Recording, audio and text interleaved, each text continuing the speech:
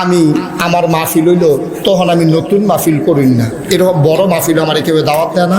সিফা সাফাত উডানো মুডানো কলাম উড়ানো এরকম জায়গা দিয়ে এরকম কান্দার মধ্যে এই মানুষের উডানো টোডানো মাইক লাগাইয়া কোনো মতে দুগুলা মুরগা সালন দিয়া খাওয়াইয়া টেহা দিলে দিছে, না দিলে এইরকম মাহফিল করি আর কি। তখন তা আমার দাওয়াত দিছে জাফরগঞ্জ। কি গো লোকটি কথা কয় না কেন কখনো দাওয়াত দিছে? হাক্কানি কি মন খারাপ তো এরকম করে গেলে কিন্তু মাহফিল ধুম ধরে নিছো তোমরা সকলে মিললে কই দাওয়াত দিছে? জাফরগঞ্জ আমার দাওয়াত দিছে। ধামতি মাদ্রাসার যে প্রাক্তন ভাইস প্রিন্সিপাল হুজুর ছিল সফিউল্লাহ হুজুর, আমার খুব আদর করতো। আমার আব্বার এই নাকি ওনার কাছে পড়ছে, আমার নাতি নাতি ডাকতো। তো দাওয়াত দিছে পরে আমি গেছি অকারে বছরের ফইলা মাহফিল নি, আমি জাফরগঞ্জ বাজারটা ফাড়িতাম বেশি পরে আহারে মেঘ এমন বৃষ্টি নামছে, আমি কোনো মতে ভিজা মিজা গিয়া তারা ভাই তুলসি মাহফিল যেন উঠছি পরে তারা আমার নিয়ে বয়াইয়া মুরগা চালুন দিয়ে দুগুলা ভাত খাওয়াইয়া আমি কই ও থেকালই কেনা মেহমান বেশি।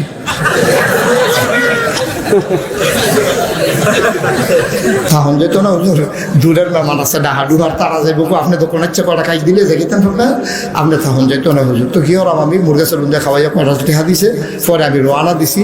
এই খেওয়া কাঠফাড়িয়া এই একটা রাস্তা রামনগর ওই অলুয়া দিয়া এই রাস্তাটা জিরুইনের এই আপনার নয়নপুরে হুজুরে চিনছে বালা মবিন সাহেব হুজুরে আবার জিরুইন ক্লোজিং আছিল অনেক বছর, আমরা ফুফুর ভাই।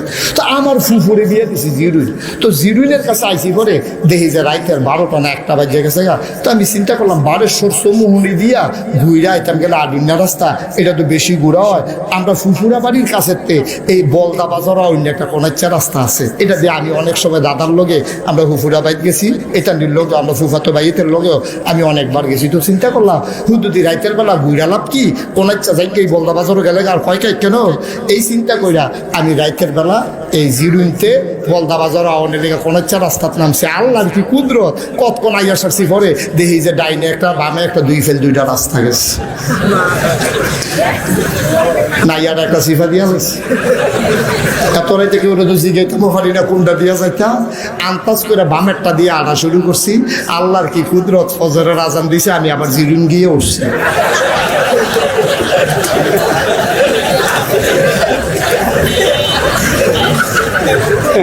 আমার মতো পুরানা ডিন্নাবেলা ঘুইরা গিয়া যদি আবার জিরুন উডন লাগে না চিনার কারণে, তুমি আর তোরা বুঝুন না হইছ, তুমি নতুন নতুন রাস্তা বার কইরা জিরুনতে বলদাইয়া পড়বা বেড়াও দো, ঠিক কিনা? মুসলমান মনটা যা ধরে তা কইর না, নতুন রাস্তার ভিতরে ভাল দিয়া বইরা লাইও না। চীনা মানুষ ছাড়া কোন একটা রাস্তায় আসতে পারে না, কারণ তুমি রাস্তায় না দেখছো, সামনে যে খালে এইটা দেখছো না। চীনা বেড়ায় না জানে, চীনা বেড়ায় না জানে মন্তবাক যে যাইবা সাউডার ব্রিজটা দি ভাঙ্গা বা 100 মুনি দিয়ে মন্তবাক যাওন যায় তাড়াতাড়ি ওই এইটা না হুমছো সারুয়ার ব্রিজ যে ভাঙ্গা এটা তো হুমছো না। তুমি রিক্সা লইয়া রওনা দিছ গিয়া দেখো ব্রিজ ভাঙ্গা আইতে যাওন যেন দুপুর হইয়া পড়া যে কেমন লাগে, রিক্সা লইয়া যাইবা কেমনে সারুয়া ব্রিজের হেনতে আবার ঘুইরা ওই আইলে দিয়া নয়নপুর বাজার দিয়ে হেগল দিয়া যাওন লাগে। মুসলমান রাস্তা ফাইলে আইতো না আগে জান্না লইয়া সামনে খাল আসেনি ভাঙ্গা ব্রিজ আসেনি, ঠিক কিনা? যারা বড় বড় আলেম ওলামা তারা আবার এই বাঙালি চিনতো, বাগতি চিনতো, ব্রিজ ডিজে নাই চিনতো, এর লেগে তারা চিন্না হুন্না জান্না ওই কাগজের ভিতরে বায়েকের হুজুরে যেমনে লেখা দিছে নয়নপুর বায়েক সমুনিতে আই লইলে কেমনে আহন লাগবো, তুমি বুঝ করে মইনপুর দিয়া ডাইনে ঢুকা লাইলে ভুল হওয়ার সম্ভাবনা যেমন বেশি। এই জন্য আকল বিবেচনা খাড়াইয়া যারা আগে এই রাস্তাত আইটা গিয়া বায়েক সমুনি হচ্ছে তারারে খবর লইয়া তারাতে যাই না, তারপরে যাইও তৈলে আর ফেহে ফানিয়ে গিয়া ফরন লাগতো না, ঠিক কিনা? সহজ হিসাব, কঠিন কোনো ওয়াজের দরকার নাই। মার হাবা কয়না দো জোরে কয় না মার হাবা। তিনটা জিনিস না কিতা কিতা দিছে। এক নম্বরে কি আকল, দুই নম্বর হলো কোরআনুল কারীম। এই কোরআনের ভিতরে 500 আয়াত আছে হুকুমের। এই 500 আয়াত কোনটা করণ যাব, কোনটা করণ যেত না। আকিমুস সালাহ, নামাজ পড়ন যাব। লা তাকরাবুস সালাহ, নামাজ পড়ন যেত না।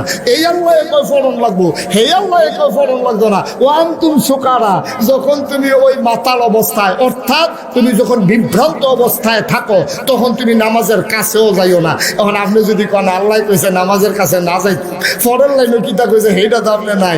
গরু দেখলে মনে করছেন যে এটা দেহা, এটা বোধ হয় ব্যারেজ গরু, ল্যাঙ্গুর আলগি দিয়ে সাউন্ড লাগতো না। ঠিক কিনা কাও? বাইকের মুসলমান,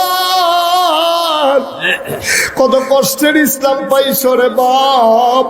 তুমি ইসলামের জন্য এক ফোঁটা ঘাম ফেলতে হয় নাই, ইসলামের জন্য তুমি একটা ফোঁটা রক্ত ফেলতে হয় নাই।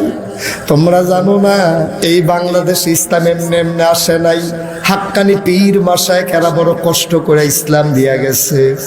ওই গোলাম হাক্কানি পীর সাহেব, আসগর আহমদ পীর সাহেব যেই কষ্টটা এই এলাকাত করছে, নাগাইশের মরহুম পীর সাহেব আমার দাদা জান আব্দুর রাজ্জাক রহমাতুল্লাহ আলাই, আমরা তো গাড়ি দিয়া মাগরিবের নামাজ পড়া চা খাইয়া আমি গাড়িতে উঠছি। আবার কি সুন্দর মাহফিল বায়েক আইয়া পড়ছি। আবার বাফে বায়েক মাহফিল সেটা শো করে 20 মিনিটে টান দিয়া নাগাইশ চলে যাব। মরহুম পীর সাহেব রাফাওয়ে আটটা আটটা রে ফাউরি ফুল লাগেছে। নাগাইশের হুজুরে খাদ্য একটা ব্যাগ লইয়া, একটা ছড়ি লইয়া, শুরু নাগাইশ দিয়া কোনা গাড়া দিয়া কোনা চাইলে দিয়া আটটার পরে আইয়া মাহফিল করছে। কত কষ্ট করে ইসলাম নিয়ে গেছে টের পাইছো না? অনেক কষ্টের বিনিময় ইসলাম। আমি আজকে তোমাদের জন্য, তাদের জন্য দোয়া চাই তোমাদের কাছে, তাদের জন্য দোয়া চাই যারা কষ্ট করে ইসলাম দিয়ে গেছে। আজকে কষ্টের খবর শুনো। আড়াইবাড়ির বর্তমান পীর সাহেব কাবলা গোরাম সারোয়ার সাইদি আজকে আসার সময় গাড়িতে বৈশা ওনার ছোট ভাই খবিরের সাথে আমি কথা বলছি। খবির কাঁদতেছে। আমি বললি খবির কান্দো না, বায়েকের হুজুর বা ওই আড়াইবাড়ির হুজুর গত কয়দিন আইসিইউতে ছিল। পরশুদিন গতকালকে আবার হঠাৎ করে শরীরটা খারাপ হয়ে গেছে, আবার আইসিইউতে আনছে। নমুনাটা বেশি ভালো না। শোনার পরে আবার কলিজায় পানি নাই।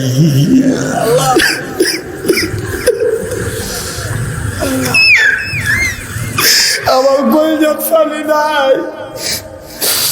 আল্লাহ না করুক, আল্লাহ না করুক, দুনিয়া থেকে একদিন তো যাবেই।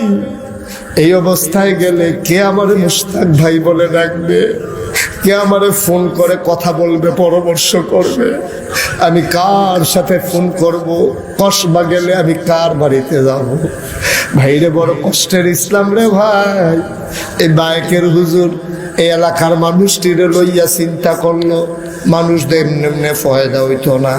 এই ভালো মানুষ পয়দা করার জন্য বায়েক ইবতেদায়ী মাদ্রাসা গেছে। আজকে সব জায়গায় মাহফিলে যাই। এই বছর প্রায় 40-এর উপরে মাহফিল করে ফেলছি বাবা।